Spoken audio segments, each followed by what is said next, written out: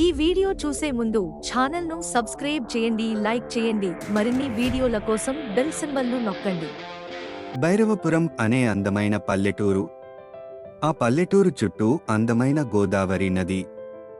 గోదావరి నది ఉండడం వలన ఊరంతా పచ్చని పొలాలతో పాడి పంటలతో ఊరిలో ఉన్నవారు ఇప్పుడు చాలా సంతోషంగా ఉండేవారు. ఆ ఊరిలో ఉన్నవారి పిల్లలు అందరూ ఖచ్చితంగా చదువుకునేవారు.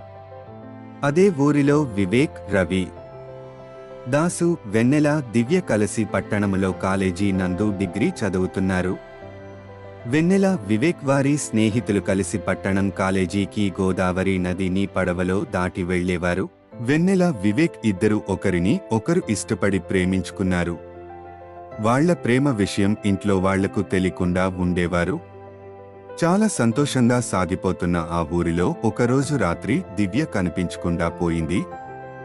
అన్ని చోట్ల వెతికి ఎక్కడ దొరకకపోవడంతో దగ్గరలో పోలీసు స్టేషన్లో రిపోర్ట్ ఇచ్చారు.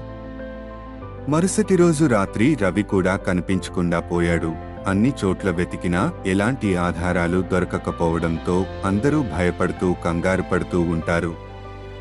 మరుసటి రోజు రాత్రి పోలీసులు ఊరిలో గస్తీ ఉన్నారు. పోలీసు వారు ఉన్న కూడా ఆ రాత్రి వివేక్ లవర్ అయిన వెన్నెల కనిపించకుండా పోయింది. ఆ ఊరిలో ఏమి జరుగుతుందో తెలియక ఊరందరూ భయంతో రాత్రి అయితే చాలు ఎవ్వరూ బయటకు రావడం లేదు. వివేక్ తన లవర్ కనిపించకుండా పోవడంతో చాలా ఏడిచాడు.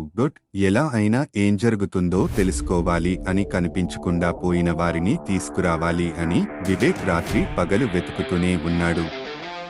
ఈ వీడియో మీకు నచ్చినట్లయితే లైక్ చేయండి. మరిన్ని ఆసక్తికర వీడియోల కోసం ఛానల్ను సబ్స్క్రైబ్ చేయండి.